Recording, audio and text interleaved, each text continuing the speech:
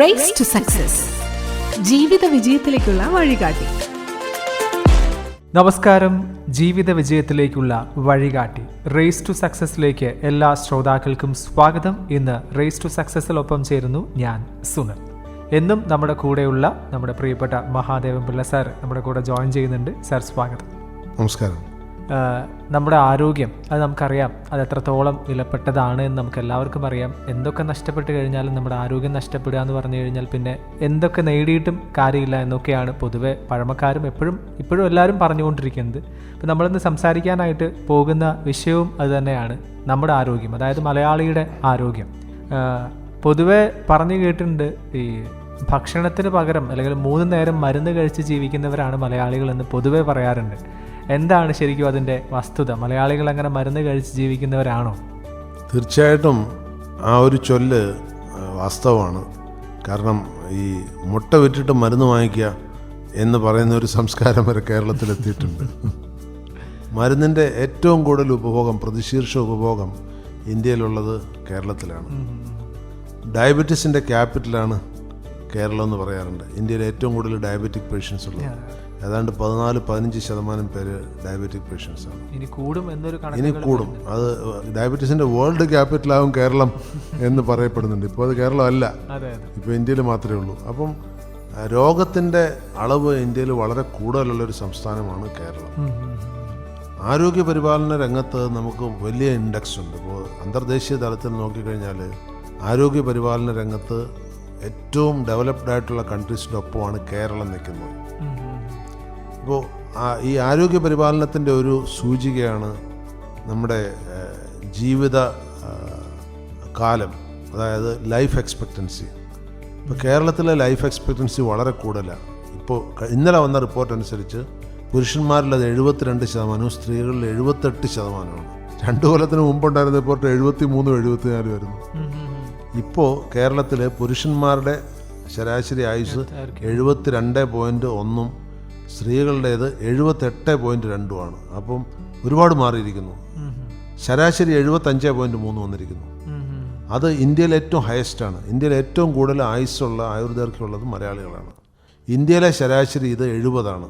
അത് തന്നെ ഇന്ത്യയിലെ സ്ത്രീകളുടെ ആയുഷിൻ്റെ ശരാശരി വളരെ കുറവാണ്, 65 കിലോനേ ഉള്ളൂ. പുരുഷന്മാരുടെ 73 കിലോനാണ്. അങ്ങനെയാണ് 70-അടുത്ത് വരുന്നത്. കേരളത്തിൽ തിരിച്ചാണ്, സ്ത്രീകളുടെ ആയുസ് 78 മുകളിലാണ്. അപ്പോൾ അത് കേരളത്തിൻ്റെ പ്രത്യേക സാമൂഹിക അവസ്ഥയായിരിക്കും. അപ്പോൾ ആയുസ് വളരെ കൂടുതലാണ് കേരളത്തിൽ, സംശയമില്ല. ഈ പറഞ്ഞ കണക്ക് ഇപ്പോൾ ലോകത്തെ ശരാശരി ആയുസ് 73, ഇന്ത്യയിൽ 70 ഉള്ളൂ. അതിനേക്കാൾ വളരെ മുകളിലാണ്. പക്ഷേ കേരളത്തിൻ്റെ അതിലൊക്കെ വളരെ മുകളിൽ 75 മുകളിലുണ്ട്. അപ്പോൾ നമ്മൾ ലോക ശരാശരി വെച്ച് നോക്കുമ്പോൾ വികസിത രാജ്യങ്ങളിലെ ആയുർദൈർഘ്യത്തോളം നമുക്ക് ആയുർദൈർഘ്യമുണ്ട്. പക്ഷെ അതെങ്ങനെ വരുന്നു എന്ന് ആലോചിക്കണം. അതൊക്കെ മരുന്നിൻ്റെ പുറത്തു വരും. നമ്മൾ സ്വതസിദ്ധമായിട്ടുള്ള ആയുസ്സിനെ മരുന്നിൻ്റെ കഴിവുകൊണ്ട് ആരോഗ്യരംഗത്തെ പ്രവർത്തനം കൊണ്ട് കൂട്ടുകയാണ് ചെയ്യുന്നത്. അപ്പോൾ മികവുറ്റ ഒരു ആരോഗ്യരംഗം നമുക്കുണ്ട്. തീർച്ചയായിട്ടും. ഇപ്പോൾ ഈ ആരോഗ്യം നമ്മളുടെ ഇപ്പോഴത്തെ, സാർ നേരത്തെ പറഞ്ഞല്ലോ, ഡയബറ്റീസ് ഒക്കെ ഇങ്ങനെ കൂടിക്കൊണ്ടുവരികയാണെന്ന്, കേരളം ഒരു ഹബ്ബായി മാറുകയാണെന്ന് പറഞ്ഞല്ലോ. അപ്പോൾ അതെന്തുകൊണ്ടായിരിക്കും? ഈ ജീവിതശൈലി വന്ന മാറ്റങ്ങളൊക്കെ ആയിരിക്കും. ഈ ആരോഗ്യം എന്ന് പറഞ്ഞാൽ അർത്ഥമാക്കുന്ന രോഗമില്ലാത്ത അവസ്ഥ എന്നാണ്. അപ്പോൾ ഈ രോഗമില്ലാത്ത അവസ്ഥ കേരളത്തിൽ വളരെ കുറവാണ്. മിക്കവർക്കും രോഗമുണ്ട്. അപ്പോൾ പക്ഷേ ആരോഗ്യ പരിപാലന രംഗത്ത് നമ്മൾ വളരെ മുന്നിലാണ്. അതിന് കാരണം ഈ ജീവിതശൈലി രോഗങ്ങൾ കൂടാനൊരു കാരണമാണ്. എന്തൊക്കെയാണ് ഈ ജീവിതശൈലി രോഗങ്ങൾ? ഹൈപ്പർ ടെൻഷൻ, ബ്ലഡ് പ്രഷർ കൂടുന്നത്, ഡയബറ്റീസ്, ഇങ്ങനെയൊക്കെ ഉള്ളതാണ് ജീവിതശൈലി രോഗങ്ങൾ. ഇത് കൂടാനുള്ളൊരു കാരണം മലയാളിക്ക് മാറിക്കൊണ്ടിരിക്കുന്ന ഒരു ജീവിത രീതി വന്നു കഴിഞ്ഞു. പരമ്പരാഗത ഭക്ഷണ വസ്തുക്കളിൽ നിന്നൊക്കെ നമ്മൾ മാറിപ്പോയി. പരമ്പരാഗത ചൈതന്യങ്ങളിൽ നിന്നൊക്കെ നമ്മൾ മാറിപ്പോയി. ഇപ്പോൾ മെയ്യനങ്ങ് ജോലിയെടുക്കുന്ന മലയാളികളുടെ എണ്ണം വളരെ കുറവാണ്. നമ്മളൊരു പക്ഷേ കേരളത്തിന് ഏറ്റവും കൂടുതൽ ലോകത്തിന് ഏറ്റവും കൂടുതൽ IT പ്രൊഫഷണൽസിനെയും നഴ്സുമാരെയും സംഭാവന ചെയ്ത സമൂഹമാണ് കേരളത്തിൻ്റെ. ഈ നഴ്സുമാർ ശരീരം അനങ്ങി ജോലി ചെയ്യുന്നവരാണ്. മറിച്ച് ഈ IT പ്രൊഫഷണൽസ് ശരീരമാണെങ്കിൽ അനങ്ങാതെ ജോലി ചെയ്യുന്നവരാണ്. രണ്ടാമത്, കേരളത്തിൽ സാമ്പത്തികമായ ഇടക്കാലത്ത് നമ്മൾ വളരെ മുന്നിലായിരുന്നു. ശരാശരി ഒരു വീട്ടിൽ ഒരു വിദേശിയെങ്കിലും ഉണ്ടാവും, വിദേശത്ത് ജോലി ചെയ്യുന്നത്. അപ്പം ധാരാളം പണം കിട്ടിക്കൊണ്ടിരുന്നു. അങ്ങനെ വന്നു കഴിയുമ്പോൾ നമ്മുടെ ജീവിത രീതിയിൽ മാറും.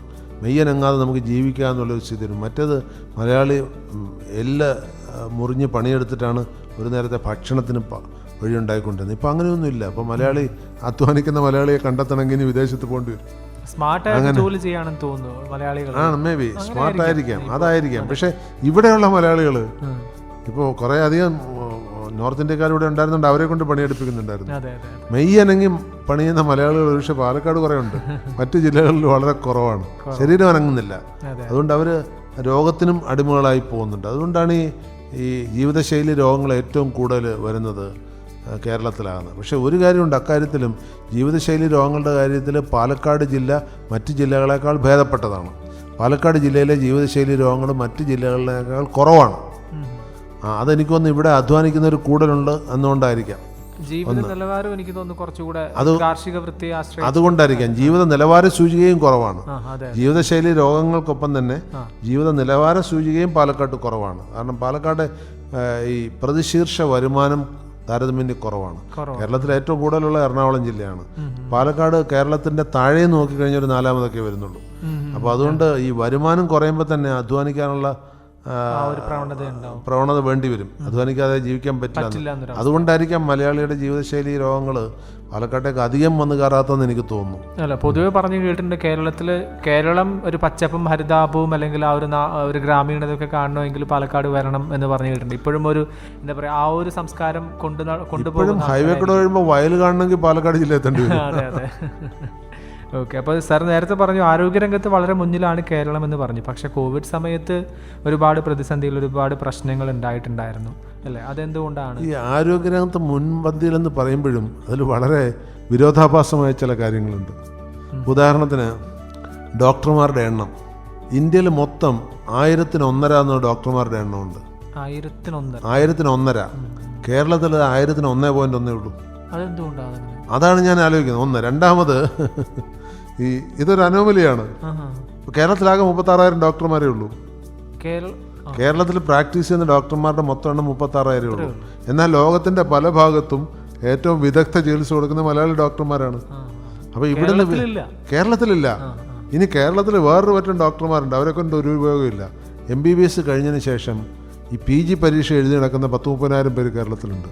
MBBS കഴിഞ്ഞതിന് ശേഷം 2 കൊല്ലം 3 കൊല്ലം 5 കൊല്ലം 10 കൊല്ലമായിട്ട് പോസ്റ്റ് ഗ്രാജുവേറ്റ് അഡ്മിഷനുള്ള നീറ്റ് പരീക്ഷ എഴുതിക്കൊണ്ടിരിക്കുന്ന ഒരുപാട് പേര്. പ്രാക്ടീസ് ചെയ്യാതിരിക്കുന്നവർ അവർ പ്രാക്ടീസ് ചെയ്യുന്നില്ല. കാരണം വീട്ടിൽ ജീവിക്കാനുള്ള വഴിയുണ്ട്, അവർ വീണ്ടും വീണ്ടും എഴുതുക. കാരണം കേരളത്തിലൊരു പ്രത്യേക മാനസികാവസ്ഥയുണ്ട്, ഒരു പോസ്റ്റ് ഗ്രാജുവേഷൻ ഇല്ലെങ്കിൽ അവനൊരു വാല്യൂ ഇല്ല. ഈ നീറ്റിൻ്റെ പ്രത്യേകത, ഒരു 100 പേര് പരീക്ഷ എഴുതി കഴിഞ്ഞാൽ 10 പേർക്ക് സെലക്ഷൻ കിട്ടുള്ളൂ, ബാക്കി 90 പേര് പുറത്താണ്. അപ്പോൾ അതിങ്ങനെ വർഷം എഴുതിക്കൊണ്ടിരിക്കുകയാണ്. അങ്ങനെ അവരിങ്ങനെ കൂടിക്കൊണ്ടിരിക്കുന്നുണ്ട്. അവർ ജോലിക്കും പോകുന്നില്ല. അവസാനം അവർ എപ്പോഴാണ് ജോലിക്ക് പോകുന്നത്? ഒരു 8-10 കൊല്ലം എഴുതിയിട്ട് ഇത് കിട്ടുന്നില്ല എന്ന് കാണുമ്പോൾ. നീറ്റ് പരീക്ഷ 2 തരത്തിലുണ്ട്. അതിൽ ഹയർ സ്കോർ കിട്ടുകയാണെങ്കിൽ മെഡിക്കൽ കോളേജിൽ പോയി MD MS എഴുതാം. ഇനി ഇത്ര ലോവർ സ്കോർ കിട്ടുകയാണെങ്കിൽ വലിയ ഹോസ്പിറ്റലിൽ DNB കോഴ്സ് ചെയ്യാം. ഇത് രണ്ടും കിട്ടിയില്ലെങ്കിൽ പിന്നെ അവർക്ക് PGക്ക് പോകാൻ പറ്റില്ല. അത് ഒരു വലിയ ദൗർബല്യമാണ്. MBBS പാസ്സായെന്ന് വിചാരിച്ച് അവർക്ക് പോസ്റ്റ് ഗ്രാജുവേഷൻ അഡ്മിഷൻ എടുക്കാൻ പറ്റില്ല. ഇന്ത്യൻ മെഡിക്കൽ കൗൺസിൽ അക്കാര്യത്തിൽ വളരെ സ്ട്രോങ് ആണ്. മറ്റെല്ലാ മേഖലകളിലും ഡിഗ്രി പാസ്സായി കഴിഞ്ഞാൽ ഒരു PG ചെയ്യാൻ പറ്റും. MBBS കാരനത് പറ്റില്ല. അതൊരു ദുരന്തമാണ്. MBBS കാരനൊരു PG ഇന്ത്യയിൽ ചെയ്യണമെങ്കിൽ അവന് നീറ്റ് പരീക്ഷ പാസ്സായേ പറ്റുള്ളൂ. അത് പ്രൈവറ്റ് സ്ഥാപനം, അല്ലെങ്കിൽ പിന്നെ അവന് പ്രൈവറ്റ് സ്ഥാപനങ്ങളിലുള്ള NRI സീറ്റ്, അത് ഒരു PGക്കൊക്കെ 1.5 കോടി രൂപ കൊടുത്താലേ സീറ്റ് കിട്ടുള്ളൂ. അപ്പോൾ ഈ MBBS കഴിഞ്ഞേക്കുന്ന ഒരാളിന് ഇത്രയും കോടിക്കണക്കിന് രൂപ കൊടുത്തൊരു PG സീറ്റ് തരപ്പെടുത്താൻ ബുദ്ധിമുട്ടാവും. ഇനി PG സീറ്റിനും മിക്കവാറും ഭേദപ്പെട്ട ഇൻസ്റ്റിറ്റ്യൂഷനിലൊക്കെ നീറ്റിനൊരു പ്രത്യേക റാങ്കിനകത്ത് വരണമെന്നുണ്ട്. അപ്പോൾ അതുകൊണ്ടാണ് ഈ ആയിരക്കണക്കിന് MBBS കഴിഞ്ഞവർ ഒന്നിനും പോവാതെ ഇത് എഴുതിക്കൊണ്ടിരിക്കുന്നത്. കാരണം ഒരു MBBS കാരൻ ഒരു ഹോസ്പിറ്റലിൽ പോയി കഴിഞ്ഞാൽ ഒരു 40,000-50,000 രൂപ ശമ്പളം കിട്ടുള്ളൂ. MD കാരൻ ലക്ഷക്കണക്കിന് രൂപ ശമ്പളം വാങ്ങിക്കുമ്പോൾ അതിൻ്റെ അപ്പുറത്ത് DM കാരനോ MCH കാരനോ പല ലക്ഷങ്ങൾ ശമ്പളം വാങ്ങിക്കുമ്പോൾ ഇവരൊരു 3ാം കിടയായിട്ട് മാറപ്പെടും. ഇത് സംഭവിക്കുന്നതുകൊണ്ടാണ് ഈ മെഡിക്കൽ ഹാൻഡ്സ് ഉപരിപഠനത്തിന് വേണ്ടി ഇങ്ങനെ അവർ വളരെ പണവും അല്ലെങ്കിൽ എഫർട്ടും ഒക്കെ ചിലവാക്കി എടുത്ത് ഒരു MBBS ഡിഗ്രി അവർ വേസ്റ്റാക്കുക, ഉപയോഗിക്കാൻ കഴിയുന്നില്ല. അത് കേരളത്തിൽ വ്യാപകമായിട്ടുള്ളൊരു സ്ഥിതിയാണ്.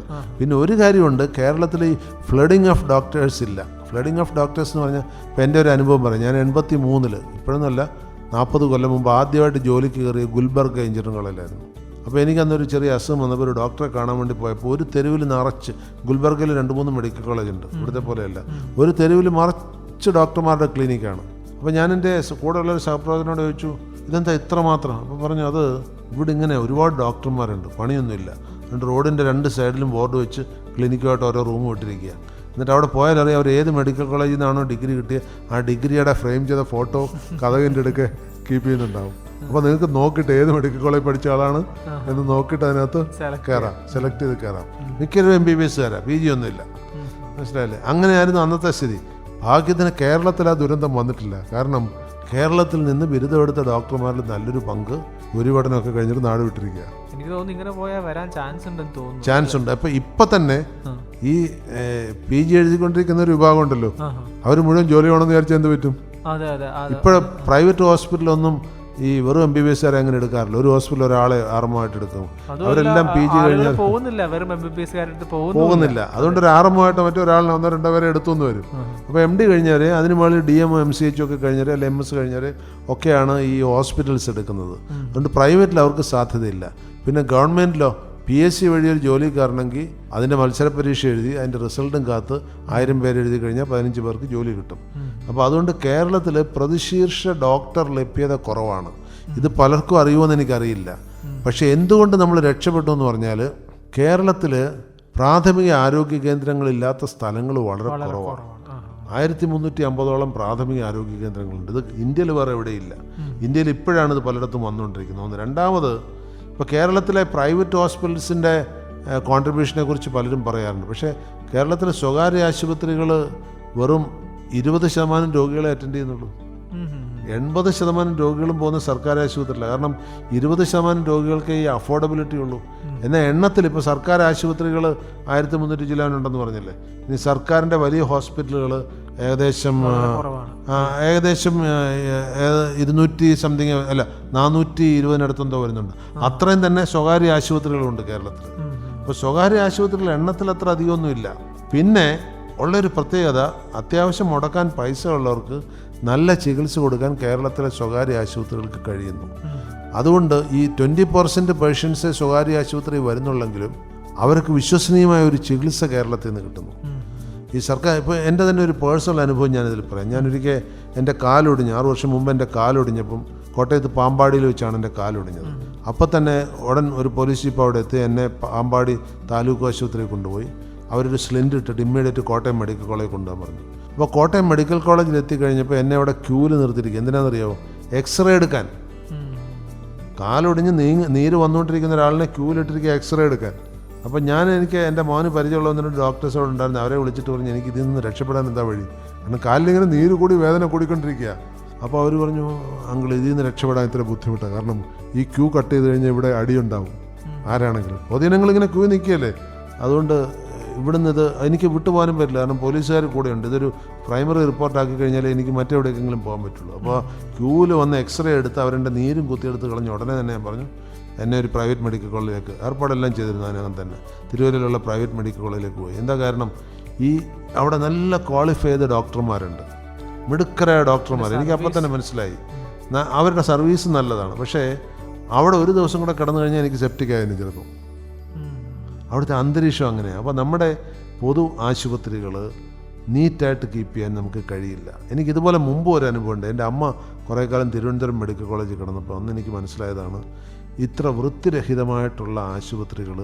നമ്മൾ മലയാളി വളരെ നീറ്റാണെന്ന് പറയും, പക്ഷേ വൃത്തിരഹിതമായിട്ടുള്ള സർക്കാർ ആശുപത്രികൾ അത് എന്തുകൊണ്ട് അങ്ങനെ സംഭവിക്കുമെന്ന് അറിയില്ല. എനിക്കൊന്ന് അതിൽ ഇപ്പോൾ സർക്കാരിനെ കൊണ്ട് അതെല്ലാം ചെയ്യാൻ പറ്റുന്നില്ലെങ്കിൽ അന്ന് സ്വകാര്യ താല്പര്യത്തോടു കൂടി തന്നെ KHRWs എന്നൊരു സൊസൈറ്റി രൂപീകരിക്കുകയും താമസ സൗകര്യം ഏർപ്പാട് ചെയ്യുകയൊക്കെ ചെയ്തു. പക്ഷേ അതൊന്നും ശരിയായ രീതിയിൽ നടത്തിക്കൊണ്ട് പോകാൻ നമുക്ക് കഴിഞ്ഞില്ല. അപ്പോൾ ഈ കേരളത്തിലുള്ള 400 ചില്ലുവാനും സർക്കാർ ആശുപത്രികളും അത്രയും തന്നെയുള്ള സ്വകാര്യ ആശുപത്രികളും തമ്മിൽ സർവീസിൽ വലിയ വ്യത്യാസമുണ്ട്. ഇപ്പോൾ അഹല്യയ്ക്ക് തന്നെ നമുക്കതാണ്ട് 25ഓളം ആശുപത്രികളുണ്ട്. അവിടെ വന്നാൽ കിട്ടുന്ന ഒരു നീറ്റ്നെസ്സിൻ്റെ ഒരു അംശം കൂടി ഒരു സർക്കാർ ആശുപത്രിയിൽ പോയാലും നമുക്ക് കിട്ടില്ല. എന്നാൽ ഡോക്ടേഴ്സിൻ്റെ ക്വാളിറ്റി സർക്കാർ ആശുപത്രി വളരെ നല്ലതാണ്. അപ്പോൾ ഇതിലൊരു അനോമലി നിലനിൽക്കുന്നുണ്ട്. അപ്പോൾ കേരളത്തിലെ ഹെൽത്ത് കെയറിൽ പലരും പറയാറുണ്ട് കേരളത്തിലെ ഈ പ്രാഥമിക ആരോഗ്യ കേന്ദ്രങ്ങളുടെ എണ്ണം കൂടിയത് കൊണ്ടാണ് കേരളത്തിലെ ഹെൽത്ത് കെയർ ഇത്ര കൂടിയെന്ന്. അതിലൊരു സത്യമില്ലാതെയില്ല. കാരണം കേരളത്തിലെ പാവപ്പെട്ടവർ ഇപ്പോഴും 80% രോഗികൾ പോകുന്ന ഈ പ്രാഥമിക ആരോഗ്യ കേന്ദ്രങ്ങളിലേക്കാണ്. പലയിടത്തും ഡോക്ടർമാരില്ല, പലയിടത്തും മരുന്നില്ല.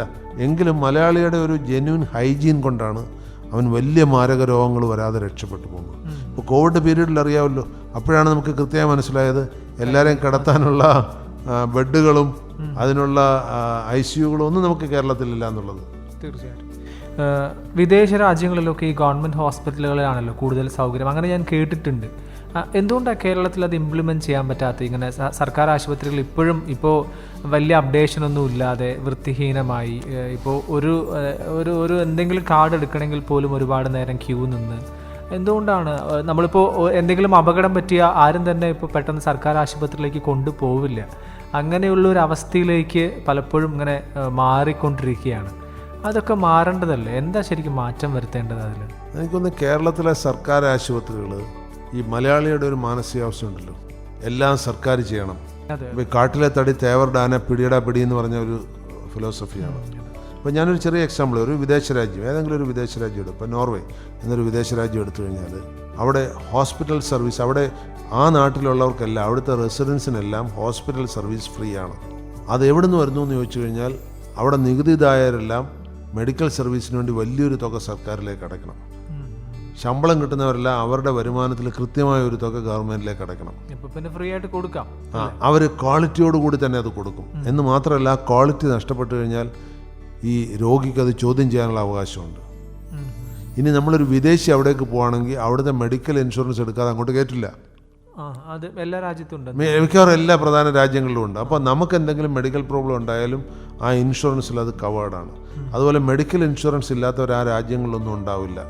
ഈ കംപ്ലീറ്റ് ഗവൺമെൻറ് സർവീസ് കൊടുക്കുന്നിടത്ത് മെഡിക്കൽ ഇൻഷുറൻസിൻ്റെ ആവശ്യമില്ല. ഇനി അമേരിക്ക പോലുള്ള ചില രാജ്യങ്ങളാണെങ്കിൽ അങ്ങനെയല്ല, മെഡിക്കൽ ഇൻഷുറൻസ് ആണ് പ്രധാനം. അവിടെയുള്ള എല്ലാവർക്കും മെഡിക്കൽ ഇൻഷുറൻസ് കമ്പൽസറിയാണ്. ഏത് സ്ഥാപനത്തിൽ ജോലി ചെയ്യണമെങ്കിലും ഒരു പ്രത്യേക എമൗണ്ട് മെഡിക്കൽ ഇൻഷുറൻസ് ആയിരിക്കണം. അവിടെ സർക്കാർ ആശുപത്രികളൊന്നും ഇല്ല. അമേരിക്ക പോലുള്ള രാജ്യങ്ങളിൽ സർക്കാർ ആശുപത്രികളില്ല. മറിച്ച് ഈ സ്കാൻഡിനേവിയൻ രാജ്യങ്ങളിലൊക്കെ സർക്കാർ ആശുപത്രികളുണ്ട്, അത് മാത്രമേ ഉള്ളൂ. അവിടെ എല്ലാ മെഡിക്കൽ കെയറും സർക്കാരിൻ്റെ കൺട്രോളിലാണ്. മറിച്ച് അമേരിക്ക പോലുള്ള രാജ്യങ്ങളിലെല്ലാം പ്രൈവറ്റൈസ്ഡ് ആണ്. അപ്പോൾ ഈ വ്യക്തികൾക്ക് മെഡിക്കൽ ഇൻഷുറൻസ് എൻഷുർ ചെയ്യുന്ന കാര്യം മാത്രമേ സർക്കാർ ചെയ്യുന്നുള്ളൂ. ഇത് രണ്ടും പാരലായിട്ട് വർക്ക് ചെയ്യുന്നുണ്ട്. ഒന്നിൽ സർക്കാരില്ല. ഇപ്പോൾ കാനഡയിൽ ഒരു ഹോസ്പിറ്റലിൽ പോയി കഴിഞ്ഞാൽ ഒരു പൈസയും കൊടുക്കണ്ട, എല്ലാ ചികിത്സയും അവിടെ കിടത്തി ചികിത്സ ഉൾപ്പെടെ ഫ്രീയാണ്. പക്ഷേ അത് അവിടുത്തെ പെർമനൻറ്റ് റെസിഡൻസിനേ ഉള്ളൂ. പുറത്തുനിന്ന് ആരെങ്കിലും വരികയാണെങ്കിൽ അവർ ഇൻഷുറൻസ് കവറേജ് എടുത്തിരിക്കണമെന്ന് കമ്പൽസറിയാണ്. അതുകൊണ്ട് അത് വെൽഫെയർ സ്റ്റേറ്റ് കോൺസെപ്റ്റാണ്. ഏറ്റവും നല്ല ചികിത്സ, ഡോക്ടർമാർക്ക് നല്ല ശമ്പളം. ഇപ്പോൾ കേരളത്തിലെ തന്നെ സ്ഥിതി നോക്കൂ. ഡോക്ടർമാരെ ഓർക്കുമ്പോൾ എനിക്ക് പലപ്പോഴും സങ്കടം തോന്നാറുണ്ട്. അപ്പോൾ ഒരു ഒരു ഡോക്ടറാകുന്ന എൻ്റെ ഒരു പ്രക്രിയ നോക്കിയാൽ മതി. 4.5 കൊല്ലം പഠിച്ച് 1 കൊല്ലം ഇൻറ്റേൺഷിപ്പ് ചെയ്ത് 5.5 കൊല്ലം കഴിയുമ്പോൾ അത് 6 കൊല്ലം എടുക്കും. കേരളത്തിൽ ഒരു MBBS ബിരുദം കിട്ടും. ഒരു എഞ്ചിനീയറിംഗ് ഡിഗ്രിക്കാണ് ചേർന്നെങ്കിൽ 4 കൊല്ലം കഴിയുമ്പോൾ അവൻ 2 കൊല്ലം ജോലി ചെയ്ത് കഴിഞ്ഞു 6 കൊല്ലത്തേക്കാവുമ്പോൾ. അത് കഴിഞ്ഞ് 1, 2, 3, 10 കൊല്ലം എഴുതിയിട്ടായിരിക്കും അവന് MDക്ക് അഡ്മിഷൻ കിട്ടുക. MDക്ക് അഡ്മിഷൻ കിട്ടി MDയും ചെയ്ത് അത് കഴിഞ്ഞ് 1 വർഷം ഇൻറ്റേൺഷിപ്പും ചെയ്യണം. അപ്പോൾ എത്ര 3 കൊല്ലം മാറി. ഇനി അത് കഴിഞ്ഞിട്ട് MD കഴിഞ്ഞാൽ പിന്നെ DMO MCHO MD MSO ഏതെങ്കിലും ഒന്ന് കഴിഞ്ഞാൽ DMO MCHO അത് ശരിക്കും 3 കൊല്ലം വരും ഇൻറ്റേൺഷിപ്പ് ഉൾപ്പെടെ. അത് കഴിഞ്ഞ് കമ്പൽസറി സോഷ്യൽ സർവീസ് ഉണ്ടാവും കേരളത്തിലാണെങ്കിൽ. ഇതെല്ലാം കൂടെ കഴിയുമ്പോഴത്തേക്ക് ഒരു 35 വയസ്സാവും. ഈ 35 വയസ്സ് കഴിഞ്ഞാൽ ഈ സർക്കാർ ജോലിക്ക് നിർത്തിക്കഴിഞ്ഞാൽ സർക്കാരിൻ്റെ തുച്ഛമായ ശമ്പളത്തിൽ ഒരു പ്രൈവറ്റ് ഹോസ്പിറ്റലിൽ ഒരു DM കഴിഞ്ഞ ഒരാൾ പോവുകയാണെങ്കിൽ ലക്ഷങ്ങളായൊക്കെ ശമ്പളം കിട്ടും. സർക്കാരിൽ പോയി കഴിഞ്ഞാൽ DM കഴിഞ്ഞാലും MD കഴിഞ്ഞാലും ഒരു സ്പെഷ്യലിസ്റ്റിന് കൊടുക്കുന്ന ശമ്പളമേ അവർക്ക് കിട്ടുള്ളൂ. പക്ഷേ ജീവിക്കാനുള്ള ശമ്പളം കിട്ടും. എന്നിട്ടോ പ്രൈവറ്റ് പ്രാക്ടീസ് അനുവദിക്കില്ല. അപ്പോൾ എന്താ പറ്റുന്നത്? ഒരു സ്പെഷ്യാലിറ്റിയും സൂപ്പർ സ്പെഷ്യാലിറ്റിയും കഴിയുന്ന ഒരു ഡോക്ടർക്ക് പ്രൈവറ്റ് പ്രാക്ടീസ് ഇല്ല. അത് തന്നെ ഒരു അനോമലിയാണ്. അതായത് യോഗ്യതയുള്ള ഒരാളിനെ അയാളുടെ യോഗ്യത ഉപയോഗിക്കാൻ അയാൾ ആശുപത്രിയിൽ പോയിരുന്ന രാവിലെ മുതൽ പനിക്ക് മരുന്ന് എഴുതി കൊടുക്കേണ്ടി വരും. മിക്കവാറും പ്രൈമറി ഹെൽത്ത് സെൻ്ററിൽ എഴുതി കൊടുക്കൽ മാത്രമേ ഉള്ളൂ. അപ്പോൾ യോഗ്യതയുള്ള ഒരാളിനെ ആ യോഗ്യത, എനിക്കതിലൊരു അനോമലി തോന്നുന്നുണ്ട്. ഇപ്പോൾ ഞാനൊരു ചെറിയ ഉദാഹരണം പറയാം. ഞാൻ എഞ്ചിനീയറിംഗ് കോളേജ് അധ്യാപകനായിട്ട് ജോലി ചെയ്യുന്ന സമയത്ത് ഒരുപാട് കൺസൾട്ടൻസി ചെയ്യുമായിരുന്നു. ഗവൺമെൻറ്റിൻ്റെ കൺസൾട്ടൻസിയും ചെയ്യുമായിരുന്നു. ഇപ്പോൾ പാലക്കാട് ജില്ലാ പഞ്ചായത്ത് ഉൾപ്പെടെ എൻ്റെ ഡിസൈനാണ്. അപ്പോൾ അതിനെന്ന് വെച്ചാൽ നമ്മൾ ചാർജ് കൃത്യമായിട്ട് വാങ്ങിക്കും. ഇപ്പോൾ ഒരു കെട്ടിടം ചെയ്യാൻ സർക്കാരിൻ്റെ കെട്ടിടമാണെങ്കിൽ 1 ലക്ഷം രൂപ ഫീസ് എന്ന് വെച്ചോളൂ. ആ 1 ലക്ഷം രൂപയിൽ 1/2 ലക്ഷം രൂപ സർക്കാരിലേക്ക് അടയ്ക്കണമെന്നാണ് നിയമം. ബാക്കി എനിക്കെടുക്കാം. അപ്പോൾ സർക്കാരിലേക്ക് അടയ്ക്കുക എന്ന് പറഞ്ഞാൽ തന്നെ ഞാൻ ജോലി ചെയ്യുന്ന സ്ഥാപനത്തിൽ അതിൻ്റെ വികസനത്തിനായിട്ട് ആ ഫണ്ട് ഉപയോഗിക്കാം. ഇതെന്തുകൊണ്ട് ഹോസ്പിറ്റലിൽ ചെയ്തു? ഞാൻ പലപ്പോഴും ആലോചിച്ചിട്ടുള്ളത്. ഞാൻ ധാരാളം പണം അങ്ങനെ ഉണ്ടാക്കിയിട്ടുണ്ട്. സർവീസിലിരിക്കുന്ന കാലത്ത് സർക്കാർ കൺസൾട്ടൻസി, സ്വകാര്യ കൺസൾട്ടൻസിയും ഏത് വേണമെങ്കിലും എടുക്കാം. 50% ഗവൺമെൻറ്റിലേക്ക് എടുക്കും. ആ ഗവൺമെൻറ്റിലേക്ക് എടുക്കുന്ന എമൗണ്ട് തന്നെ ഞാൻ വർക്ക് ചെയ്യുന്ന സ്ഥാപനത്തിൻ്റെ വികസനത്തിന് കൊടുക്കും. കേരളത്തിൽ ഇത്രമാത്രം ക്വാളിഫൈഡ് ഡോക്ടേഴ്സ് ഉണ്ട്. ഈ 36,000 ഡോക്ടേഴ്സ് ഇവിടെ ഉള്ളതിൽ ഏതാണ്ട് 3/4 സ്പെഷ്യലിസ്റ്റോ സൂപ്പർ സ്പെഷ്യലിസ്റ്റോ ആണ്. നമ്മൾ അവർ ഹോസ്പിറ്റൽ ടൈം കഴിഞ്ഞാൽ വീട്ടിൽ പോയി മിണ്ടാതിരുന്നോളൂ എന്നാണ് പറയുന്നത്. പ്രൈവറ്റ് പ്രാക്ടീസ് അനുവദിച്ചിട്ടില്ല. ഒളിച്ചു മറിഞ്ഞൊക്കെ ചിലർ ചെയ്യുന്നുണ്ട്. അങ്ങനെയുള്ളവരെ പിടിച്ചു കഴിഞ്ഞാൽ അതൊരു വലിയ ആഘോഷമാണ് മീഡിയ. അവരുടെ കഴിവുകൾ ഉപയോഗിക്കാൻ അവരെ അനുവദിക്കുന്നില്ല. അത് തന്നെ വലിയ തെറ്റാണ്. അവരുടെ കഴിവുകൾ ഓൺ പേയ്മെൻറ്റ് ഉപയോഗിക്കാൻ പറ്റിയ ഒരു ജനസമൂഹം ഇവിടെ ഉണ്ട്. അത് ഉപയോഗിക്കാൻ പറ്റാത്തതുകൊണ്ട് പറ്റുന്നത് അവർ മിണ്ടാതിരിക്കും, അല്ലെങ്കിൽ അവർ ജോലി രാജിവെച്ചിട്ട് പ്രൈവറ്റിലേക്ക് പോകും. ഇതാണ് സംഭവിക്കുന്നത്. അപ്പോൾ അതുകൊണ്ട് സംഭവിക്കുന്നത് എന്താണെന്ന് വെച്ച് കഴിഞ്ഞാൽ മെഡിക്കൽ പ്രൊഫഷൻ തന്നെ ഒരു ഡിക്ലിനേഷൻ വരികയാണ് അവിടെ. അവർക്ക് അവരുടെ കഴിവുകൾ ഉപയോഗിക്കാൻ പറ്റാതെ അത് പതുക്കെ പതുക്കെ ഡെഡായി മാറി. പിന്നെ അങ്ങനെ കുറേ ആയി കഴിയുമ്പോൾ അവർ മടി പിടിച്ചു പോവുകയാണ്. അപ്പോൾ നമുക്ക് അതുകൊണ്ടാണ് ഈ പ്രൈവറ്റ് ഹോസ്പിറ്റൽസ് ഒരുപാട് സേവനം കൊടുക്കുന്നതാണ്. ഇപ്പോൾ ഏതെങ്കിലും ഒരു കോംപ്ലിക്കേറ്റഡ് സർജറി ഏതെങ്കിലും ഒരു സർക്കാർ ആശുപത്രി ആരെങ്കിലും പോയി ചെയ്യും? എൻ്റെ കാലൊടിഞ്ഞപ്പോൾ സർജറി ചെയ്യുന്നതിന് മുമ്പ് ഞാൻ ആദ്യം വിചാരിച്ചത് ഈ സർക്കാർ ആശുപത്രിയിൽ നിന്ന് എങ്ങനെ രക്ഷപ്പെടാമെന്നാണ്. ഒന്ന് പ്രിലിമിനറി ബാൻഡേജ് ഇട്ട് നീരും കുത്തിയെടുത്ത് കഴിഞ്ഞപ്പോഴത്തേക്ക് ഞാൻ അവിടെ നിന്ന് പോകാനുള്ള അറേഞ്ച്മെൻറ്റ് ചെയ്ത് കഴിഞ്ഞു. സ്വകാര്യ മെഡിക്കൽ കോളേജിൽ പോയി എനിക്ക് തൃപ്തികരമായിട്ട് ചികിത്സയും കിട്ടി. അപ്പോൾ അതുകൊണ്ട് കേരളത്തിലെ ആരോഗ്യരംഗത്ത് ഒരു കോമൺ സെൻസ് ഇപ്പോഴും വർക്ക് ചെയ്യുന്നില്ല. പിന്നെ എന്തുകൊണ്ടെന്ന് വെച്ച് കഴിഞ്ഞാൽ മലയാളിക്ക് കുറച്ച് വിദ്യാഭ്യാസം ഉള്ളതുകൊണ്ട് സ്വയം ചികിത്സ കുറച്ച് കൂടുതലാണ്. ഇപ്പോൾ പനി വന്നാവും പാരസെറ്റമോൾ വാങ്ങിച്ചു കഴിക്കും, അല്ലെങ്കിൽ വയറിന് അസുഖം വന്നു കഴിഞ്ഞാൽ അവൻ ഏതെങ്കിലും പാൻറ്റോസിഡ് അല്ലെങ്കിൽ ഏതെങ്കിലും ഒരു മരുന്ന് വാങ്ങിച്ച് കഴിക്കും. ഇങ്ങനെ സ്വയം ചികിത്സ ഇവിടെ വളരെ കൂടുതലാണ്. ഒരു ദിവസം മെഡിക്കൽ സ്റ്റോറിൽ പോയി നിന്ന് കഴിഞ്ഞാൽ അറിയാം അവിടെ വരുന്ന പകുതി രോഗികളും പ്രിസ്ക്രിപ്ഷൻ ഇല്ലാതെ വരുന്ന സ്വയം ചികിത്സകരാണ്. അപ്പോൾ കേരളത്തിലെ ആരോഗ്യരംഗത്തിൽ സർക്കാർ ആശുപത്രിയിൽ മാത്രമല്ല, ഇപ്പോൾ പിന്നെ വേറൊരു പ്രത്യേകതയുണ്ട്. ഇപ്പോൾ ഈ ചെറുപ്പക്കാർ കുട്ടികളെന്ന് വെച്ചാൽ എന്തെങ്കിലും ഒരു അസുഖം വന്നാൽ ഉടൻ നെറ്റിൽ സെർച്ച് ചെയ്യും. നെറ്റിൽ സെർച്ച് കണ്ടുപിടിച്ച് അത് കഴിച്ച് മാറുന്നുണ്ട്. കാരണം കുറച്ച് കഴിയുമ്പോൾ ഡോക്ടർമാർ ആവശ്യമില്ലാതെ വരും. ഇപ്പോൾ ചാറ്റ് GPT സെർച്ച് ചെയ്ത് കഴിഞ്ഞാൽ ഡോക്ടർ പ്രിസ്ക്രൈബ് ചെയ്യുന്നതിനേക്കാൾ, കാരണം സിംറ്റംസ് ഡോക്ടറോട് ചിലപ്പോൾ എല്ലാ സിംറ്റംസും പറഞ്ഞു എന്ന് വരില്ല. ഇപ്പോൾ ഇൻട്രാക്റ്റീവ് സോഫ്റ്റ്വെയർ ഉണ്ട്, അതിനകത്ത് സിംറ്റംസ് ഇങ്ങോട്ട് ചോദിക്കും. എസ് കൊടുത്താൽ മതി. എസും നോയും കൊടുത്തു കഴിഞ്ഞാൽ ഒരു ഡോക്ടർ ഡയഗ്നോസ് ചെയ്യുന്നതിനേക്കാൾ ഭംഗിയായിട്ട് ഈ സിംറ്റംസ് ഡയഗ്നോസ് ചെയ്തിട്ട് കൃത്യമായ മരുന്ന് എഴുതി തരും. മാത്രമല്ല ചില ഡോക്ടർമാർ നമ്മൾ ചെന്ന് കഴിഞ്ഞാൽ നമുക്ക് ഇറിറ്റേഷൻ തോന്നിക്കും, മോശമായ പെരുമാറ്റം. ചില ഡോക്ടർമാർ നന്നായി പെരുമാറും. അപ്പോൾ അതും ഒഴിവായി കിട്ടും. കാരണം ഈ മൊബൈലും ലാപ്ടോപ്പും ഒന്നും ഇങ്ങോട്ട് വേണ്ടാത്ത പറയില്ലല്ലോ. ചിലവും വളരെ കുറവാണ്. മാത്രമല്ല മരുന്നുകൾ, ക്രോണിക്കായിട്ട് ഉപയോഗിക്കേണ്ട മരുന്നുകൾ, ഇപ്പോൾ ഞാൻ ഉപയോഗിക്കുന്ന ചില മരുന്നുകൾ ഓൺലൈന്, നമുക്ക് ഈ പ്രിസർവ് ചെയ്യേണ്ട മരുന്നുകൾ ഓൺലൈനിൽ പറ്റില്ല. ചില ടാബ്ലറ്റ് അങ്ങനെയുള്ള സാധനങ്ങൾ ഓൺലൈനിൽ വരുത്തുകയാണെങ്കിൽ നമ്മൾ കടകളിൽ നിന്ന് വാങ്ങിക്കുന്നതിനേക്കാൾ വളരെ ലാഭകരമായിട്ട് നമുക്കത് കിട്ടാറുണ്ട്. അപ്പം ചികിത്സാരംഗത്ത് അങ്ങനെയുള്ള മാറ്റങ്ങൾ വന്നുകൊണ്ടിരിക്കുന്നു. പക്ഷേ എന്നാലും ഒരു കാര്യമുണ്ട്, നല്ല ക്വാളിറ്റിയുള്ള ഡോക്ടർ, നല്ല ഹോസ്പിറ്റലും ഇപ്പോഴും ഇൻ ഡിമാൻഡാണ്. അതൊരു നെസസിറ്റിയാണ്. അത് സർക്കാർ ഹോസ്പിറ്റലിന് കേരളത്തിൽ ആ നിലവാരത്തിലേക്ക് വരണമെങ്കിൽ ഇനി ഒരു ഉടച്ചുവാർക്കൽ വേണ്ടി വരും. ആ ഉടച്ചുവാർക്കൽ അധികം സമയത്തൊന്നും ഉണ്ടാവില്ലെന്ന് തോന്നുന്നു, ഈ അടുത്ത കാലത്തൊന്നും ഉണ്ടാവില്ലെന്ന് തോന്നുന്നു. ഓക്കെ, ഇനിയൊരു കാര്യം, ഇപ്പോൾ ആരോഗ്യരംഗത്ത് പ്രവർത്തിക്കുന്ന നഴ്സുമാരാണെങ്കിലും ഡോക്ടർമാരാണെങ്കിലും അവർക്ക് നേരെയുള്ള ആക്രമണങ്ങൾ ഇങ്ങനെ കൂടി വരികയാണ്. അങ്ങനെയുള്ള വാർത്തകളൊക്കെ നമ്മളിങ്ങനെ കാണുന്നുണ്ട്. എന്തുകൊണ്ടാണത് അങ്ങനെ സംഭവിക്കുന്നത്? അത് ഞാൻ എൻ്റെ ഒരു അനുഭവ കഥ തന്നെ പറയാം. എൻ്റെ മകൻ അവനെ MD ചെയ്തത് ഹൈദരാബാദ് റീജിയണൽ ക്യാൻസർ സെൻ്ററിലായിരുന്നു. അപ്പോൾ അവന് വരാൻ പറ്റാത്തതുകൊണ്ട് ഞാനും വൈഫും കൂടെ ഇടയ്ക്കിടയ്ക്ക് ഹൈദരാബാദിന് പോയിരുന്നു. ഒരു ദിവസം ഞാൻ ഹൈദരാബാദിൽ അവിടുത്തെ RCC, തിരുവനന്തപുരത്തുള്ള പോലെ അവിടുത്തെ RCCയിൽ ഞാൻ ചെന്ന സമയത്ത് അവനവിടെ കൺസൾട്ടിങ്, കാരണം ഈ MD ചെയ്യുമ്പോൾ മിക്കവാറും കൺസൾട്ടിങ് ആണ് അധികം, അല്ലാതെ തിയറി ക്ലാസ് ഒന്നും അങ്ങനെയില്ല. അപ്പോൾ അവൻ രോഗികളെ കൺസൾട്ട് ചെയ്തുകൊണ്ടിരിക്കുന്ന സമയമാണ് ഞങ്ങളവിടെ ഫ്രണ്ട് ഇരുന്ന് വെറുതെ അവനെ ശല്യപ്പെടുത്തണ്ടല്ലോ എന്ന് വിചാരിച്ച്. അപ്പോൾ കുറച്ച് കഴിഞ്ഞപ്പോൾ അവൻ എങ്ങനെയോ കണ്ടു ഞങ്ങൾ പുറത്ത് കസേരയിലിരിക്കുന്നത്. കണ്ട ഉടനെ അവൻ ഇറങ്ങി വന്നു. അപ്പോൾ അവൻ ഇറങ്ങി വരുന്ന കണ്ടുകൊണ്ട് ഞാൻ നോക്കുമ്പോൾ ഉണ്ട് ചുറ്റുവട്ടത്തിരിക്കുന്ന ഒരു 8-10 രോഗികൾ, നല്ല പ്രായമായവരാ. ഓടിപ്പോൾ അവൻ്റെ കാലെ തൊട്ട് തൊഴുന്നു. കൊച്ചു കുട്ടിയാണ്, 16 വയസ്സുള്ള കുട്ടിയാണ്. അവൻ്റെ കാലെ തൊട്ട് തൊഴുന്നു. അപ്പം അവനവിടെ നിന്നു, കാരണം അവർ മാറിയിട്ട് വന്നു കഴിഞ്ഞപ്പോൾ ഞാൻ ചോദിച്ചു, മോനെ എന്താ ഇവരിങ്ങനെ ചെയ്യുന്നത്? അത് അച്ഛൻ ഇവിടുത്തെ രീതിയാണ്, അവരെ ചികിത്സിക്കുന്ന അവനാണ്. ഓരോരുത്തർക്കും അവിടെ MD ചെയ്യുന്ന ഓരോരുത്തർക്കും കുറേ രോഗികളെ കൊടുത്തിട്ടുണ്ട്. അപ്പോൾ ഇവരെ ചികിത്സിക്കുന്ന ഞാനാണ്. ഇവിടുത്തെ രോഗികൾക്ക് ദൈവത്തെ പോലെയാണ് ഡോക്ടർ. അവർ വിചാരിക്കുന്നത് ഈ ഡോക്ടർ വിചാരിച്ചിട്ടാണ് ഈ അസുഖം മാറുന്നതെന്നാണ്. ഇതാണ് ഇവിടുത്തെ രീതി.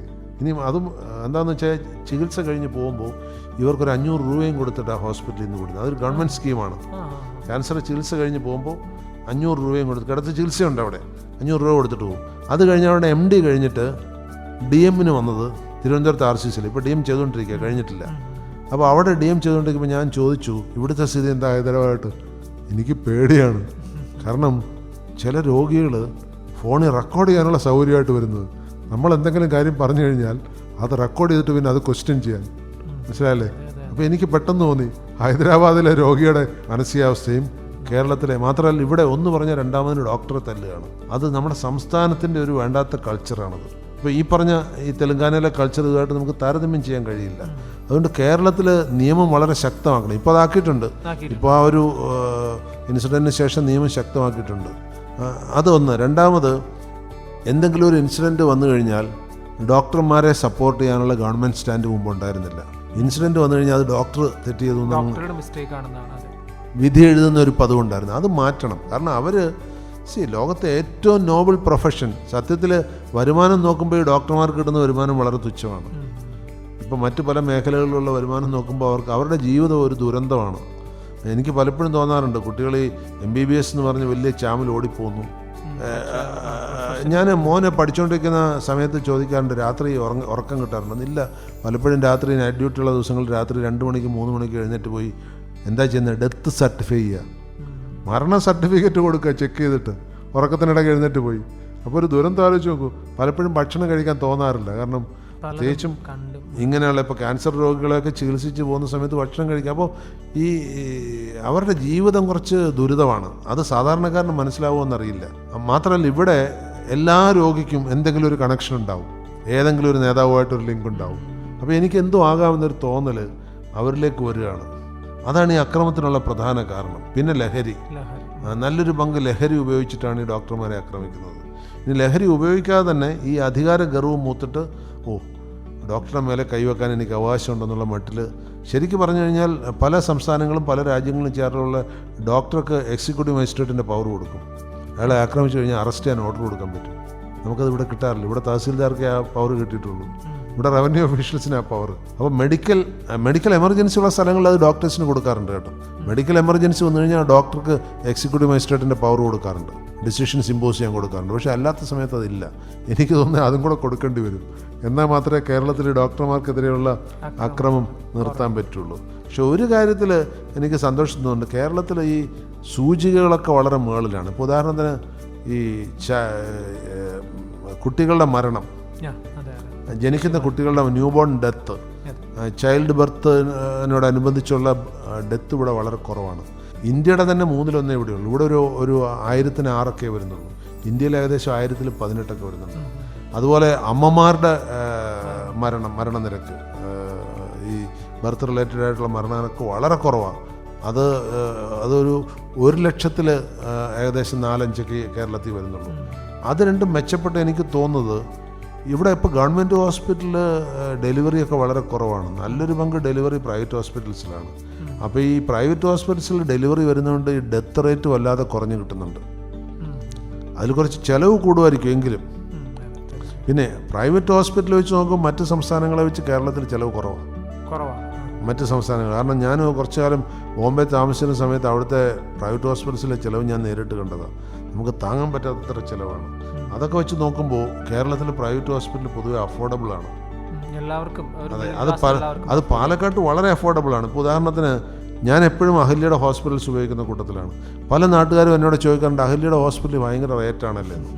അതൊരു തെറ്റിദ്ധാരണയാണ്. എനിക്കറിയാം പുറത്തുള്ള റേറ്റിൻ്റെ പകുതിയോളം എനിക്കിവിടെ വരുന്നുള്ളൂ എന്നുള്ളത്. അതിപ്പോൾ എൻ്റെ മകളുടെ പ്രസവം ഉൾപ്പെടെ ഇവിടെയായിരുന്നു. ഞാൻ മറ്റു ഹോസ്പിറ്റൽസിലെ റേറ്റ് വെച്ച് കമ്പയർ ചെയ്യുമ്പോൾ ഇവിടെ കുറവാണ്. ഇതൊരു തെറ്റിദ്ധാരണ പകരുന്നതാണ്. പ്രൈവറ്റ് ഹോസ്പിറ്റൽ ഭയങ്കര റേറ്റാണ്. പിന്നെ മറ്റൊന്നുണ്ട്, പ്രൈവറ്റ് ഹോസ്പിറ്റലിനെ കുറിച്ച് പൊതുവേ പറയുന്ന ഒരു പരാതി, ഈ ഇൻഷുറൻസ് ഉണ്ടെന്ന് കഴിഞ്ഞാൽ അത് മുതലാക്കാൻ പ്രൈവറ്റ് ഹോസ്പിറ്റൽ ശ്രമിക്കുന്നതാണ്. അത് പൊതുവേ പ്രൈവറ്റ് ഹോസ്പിറ്റൽ എല്ലായിടത്തും ഉള്ളൊരു കൾച്ചറാണത്. കാരണം ഇൻഷുറൻസ് ഉണ്ടെങ്കിൽ ആ പണം പേ ചെയ്യുന്ന ഇൻഷുറൻസ് കമ്പനിയാണ്, രോഗിയല്ല. മനസ്സിലായില്ലേ? അപ്പോൾ അതിൽ പ്രൈവറ്റ് ഹോസ്പിറ്റൽ ഇത്ര കെയർലെസ് ആവുന്നു എന്നുള്ളതാണ്. ഇത്ര ചിലവ് കൂടിയാലും കുഴപ്പമില്ലല്ലോ എന്നൊരു മാനസികാവസ്ഥ പ്രൈവറ്റ്. രോഗി തന്നെയാണ് പണം കൊടുക്കുന്നതെങ്കിൽ ഹോസ്പിറ്റൽ കുറച്ചുകൂടെ കെയർഫുൾ ആവും. വേണോ വേണ്ടതെന്ന് ചോദിച്ചിട്ടേ പല കാര്യങ്ങളും ചെയ്യും. മറിച്ച് ഇൻഷുറൻസ് ആണെങ്കിൽ അങ്ങനെ ചോദിക്കൽ തന്നെ ചിലപ്പോൾ കുറവായി പോകും. എന്തായാലും ഇൻഷുറൻസ് കമ്പനി കൊടുക്കുന്നില്ല, ഇരിക്കട്ടെ. ഇപ്പോൾ ടെസ്റ്റ് ഒന്ന് ചെയ്ത് കറക്റ്റ് ഇല്ലാന്ന് തോന്നിയാൽ ഒന്നുകൂടെ വേണമെങ്കിൽ ചെയ്തു വരും. അങ്ങനെ ഒരു ചേഞ്ച് അതിൽ വരാം. തീർച്ചയായിട്ടും ഈ മരുന്ന് കച്ചവടം അത് പല നെഗറ്റീവായിട്ടുള്ള രീതികളിലേക്കൊക്കെ പോകുന്നു എന്ന് കേട്ടിട്ടുണ്ട്. ഈ ഒരു മരുന്ന് മാഫിയ, മരുന്ന് കച്ചവടം, അതൊക്കെ അത് ഈ എല്ലാ മരുന്ന് കമ്പനികളും ഡോക്ടർമാരെ സ്വാധീനിക്കാൻ ശ്രമിക്കാറുണ്ട്. അത് ഡോക്ടർമാരും ആ സ്വാധീനത്തിന് വഴങ്ങുന്നില്ല എന്നും എനിക്ക് തോന്നുന്നില്ല. കാരണം ഡോക്ടർമാരുടെ മിക്കവാറും കോൺഫറൻസുകൾ, ഡോക്ടർമാരുടെ മിക്കവാറും യാത്രകളൊക്കെ മരുന്ന് കമ്പനികൾ സ്പോൺസർ ചെയ്യും. അവർ വെറുതെ സ്പോൺസർ ചെയ്യില്ലല്ലോ. സ്വാഭാവികമായിട്ട് അവർക്ക് അതിൽ നിന്ന് വരുമാനം എക്സ്പെക്ട് ചെയ്യുന്നുണ്ട്. ഇനി ഇതിലൊരു രസകരമായ വസ്തുത, ഈ മരുന്നിൻ്റെ ഒറിജിനൽ കോസ്റ്റ് വളരെ കുറവാണ്. ജനറിക് മരുന്നിൻ്റെ ഒറിജിനൽ കോസ്റ്റ് ഇപ്പോൾ ഒരു ഗുളിക നമ്മൾ പുറത്ത് 10 രൂപയ്ക്ക് വാങ്ങിക്കുന്ന ഒരു ഗുളിക ചിലപ്പോൾ അതിൻ്റെ മാനുഫാക്ചറിങ് കോസ്റ്റ് 1 രൂപയെ വരുള്ളൂ. ബാക്കിയൊക്കെ ഈ മാർക്കറ്റിംഗ് കോസ്റ്റും പ്രൊമോട്ടിംഗ് കോസ്റ്റും സ്പോൺസർഷിപ്പ് കോസ്റ്റും ഒക്കെ കൂടെ അതിലേക്ക് വരിക. അപ്പോൾ അതുകൊണ്ട് സർക്കാർ മേഖലയിൽ മരുന്നുൽപ്പാദനം ഉണ്ടെങ്കിൽ മരുന്നുകൾ വളരെ തുച്ഛമായിട്ട് വിൽക്കാൻ പറ്റും. അതുകൊണ്ടാണ് ഈ സർക്കാർ ബ്രാൻഡഡ് മരുന്നുകൾ കൊടുക്കരുത്, ജനറിക് മരുന്നുകൾ കൊടുക്കണമെന്ന് പറയുന്നത്. ഓക്കെ, അവസാനമായിട്ട് ഒരു ചോദ്യം കൂടെ. ഇനിയിപ്പോൾ വരും കാലങ്ങളിൽ നമ്മളുടെ ആരോഗ്യം എങ്ങനെയായിരിക്കും, ഏത് രീതിയിലേക്ക് മാറാനായിട്ട് ചാൻസ് ഉണ്ട്? ഇപ്പോൾ തന്നെ നേരത്തെ സാറ് പറഞ്ഞിരുന്നു ഡയബറ്റീസിൻ്റെ ഹബ്ബായി മാറുന്നു, ഇനി കൂടുന്നൊക്കെ പറഞ്ഞിരുന്നു, ജീവിതശൈലി രോഗങ്ങളൊക്കെ വർദ്ധിക്കുന്നു പറഞ്ഞിരുന്നു. പൊതുവെ കൂടുതലാണ് പഴയ കാലത്തെ അപേക്ഷിച്ച്. അപ്പോൾ എന്താണ് ഈ ഭാവിയിൽ സംഭവിക്കാൻ പോകുന്ന കാര്യം എന്തായിരിക്കും? ഭാവിയിൽ ഒരു മനുഷ്യൻ്റെ രൂപം എങ്ങനെയാണെന്നുള്ളത് ഞാൻ മുമ്പ് ഒരു കാർട്ടൂൺ കണ്ടിട്ടുണ്ട്. അതായത് വലിയ തല, ശോഷിച്ചു വരുന്ന ശരീരം, കാലെത്തുമ്പോഴത്തേക്ക് വെറും ഈർക്കൽ പോലുള്ള കാല്. കാരണം ഈ കാലിൻ്റെ ഉപയോഗം മനുഷ്യൻ ഇല്ലാതാകുമ്പോൾ അവന് തല മാത്രം ഇങ്ങനെ കമ്പ്യൂട്ടറിൻ്റെ മുന്നിലേക്ക് ഇരിക്കുന്ന ഒരു സ്ഥിതിയിലേക്ക് മനുഷ്യൻ എത്തിപ്പെടാൻ പോകണം. ഒരു കാർട്ടൂൺ ആണെങ്കിലും അത് ഏതാണ്ട് അങ്ങനെ ആയി പോകുന്നുള്ളതാണ്. ഇപ്പം തന്നെ നോക്കൂ, ഈ രോഗം മാറാൻ മരുന്ന്, ഭക്ഷണത്തിന് ഭക്ഷണം, ബാക്കിയെല്ലാം ഫ്രണ്ടിലിരിക്കുന്ന ലാപ്ടോപ്പും മൊബൈലും ചെയ്യുമ്പോൾ അനങ്ങേണ്ട ആവശ്യം കൂടി മനുഷ്യന് വരുന്നില്ല. അപ്പോൾ അതുകൊണ്ട് രോഗങ്ങളെല്ലാം വർദ്ധിക്കും. പക്ഷേ അതിനെ കൗണ്ടർ ചെയ്യാനുള്ള മരുന്നുകളും അവൻ കണ്ടുപിടിക്കും. അപ്പോൾ മരുന്നിൽ ഡിപ്പെൻഡൻ്റ് ആയിട്ടുള്ള ഒരു ജീവിതമാണ് ഇനി വരാൻ പോകുന്നത്. എല്ലാവരും മരുന്ന് കഴിക്കും. ഇപ്പം മരുന്ന് കഴിക്കാത്തവരാരെങ്കിലും ഉണ്ടോ എന്ന് എനിക്കറിയില്ല. കുറവാണ് മിക്കവാറും. ഇന്നിപ്പോൾ ഞാൻ ഒരാളുമായിട്ട് സംസാരിക്കുമ്പോൾ 45 വയസ്സേ ഉള്ളൂ, കഴിഞ്ഞ 20 വർഷമായിട്ട് ഡയബറ്റീസിന് മരുന്ന് കഴിക്കുന്നതെന്ന് പറഞ്ഞു. 25 വയസ്സിൽ തുടങ്ങിയിട്ടുണ്ട്. അപ്പോൾ ഇതൊക്കെ സ്വാഭാവികമാണ്. അപ്പോൾ അതുകൊണ്ട് മരുന്ന് ഇനി മലയാളിയുടെ അടുക്കുന്ന മരുന്നൊഴിയില്ല. ഇനിയിപ്പം പണ്ടൊക്കെ മലയാളി മേശവലിപ്പിൽ അധികം സൂക്ഷിച്ചിരുന്ന കറൻസി ആയിരുന്നു. ഇനി അത് മാറി ഗുളികകളായി മാറും. ഇപ്പോൾ അതും മാറും കേട്ടോ, ഇഞ്ചക്ഷനായിട്ട് മാറും. എന്ന് മാത്രമല്ല, ഇപ്പോൾ വേറൊരു ഗവേഷണം നടക്കുന്നത് ഈ ഇഞ്ചക്ഷന് പകരം ഈ മറ്റേ പണ്ട് നമ്മൾ വിക്സൊക്കെ ശ്വസിക്കുമായിരുന്നില്ലേ, ഇൻഹേലർ, ഇൻസുലിൻ ഉൾപ്പെടെ ഇൻഹേലറായിട്ട് ഇനി കിട്ടുമെന്നാണ് പറയുന്നത്. അപ്പോൾ എല്ലാ രോഗത്തിൻ്റെയും മരുന്നുകൾ ഒന്ന് മൂക്കിൽ ഇൻഹേലർ, ഗുളിക കഴിക്കണ്ട, വെള്ളം എടുക്കണ്ട, ഒരു ഇൻഹേലർ മൂക്കി വെച്ചാൽ ആ രീതിയിലേക്ക് മരുന്നുകൾ കൊണ്ടുവരും, എളുപ്പമാവും. അപ്പോൾ അതിനുള്ള സാധ്യത വളരെ കൂടുതലാണ്. അപ്പം മരുന്നുകൾക്ക് ഇനി വലിയ ഭാവിയാണ്. എന്ന് മാത്രമല്ല, ഇതിലൊരു ബിസിനസ് പൊട്ടൻഷ്യലും ഉണ്ട്. ഏറ്റവും കൂടുതൽ പ്രോഫിറ്റ് മാർജിൻ കിട്ടുന്ന ഒരു ബിസിനസ്സാണ് മരുന്ന് കച്ചവടം. അപ്പോൾ ഇനി ആ ബിസിനസ് വളരും. എന്ന് മാത്രമല്ല, ഈ എന്ത് തന്നെ നമ്മൾ ഡോക്ടറിന് പകരം ഇൻ്റർനെറ്റ് ഉപയോഗിച്ചാലും മരുന്ന് വാങ്ങിയല്ലേ പറ്റുള്ളൂ. അപ്പോൾ അതിൻ്റെ സെയിൽ കുറയില്ല. മലയാളിയുടെ ആരോഗ്യം എന്ന വിഷയത്തെക്കുറിച്ചാണ് ഇന്ന് റേസ് ടു സക്സസിലൂടെ നമ്മൾ സംസാരിച്ചത്. ഇത്രയും നേരം നമ്മുടെ കൂടെ ഉണ്ടായിരുന്നത് അഹല്യ വിദ്യാഭ്യാസ സ്ഥാപനങ്ങളുടെ ഡയറക്ടറായിട്ടുള്ള ഡോക്ടർ PR ശ്രീ മഹാദേവൻ പിള്ള സാറാണ്. Sir, thank you so much. നന്ദി. ഇതോടുകൂടി റേസ് ടു സക്സസ് പൂർണ്ണമാകുന്നു. നന്ദി, നമസ്കാരം.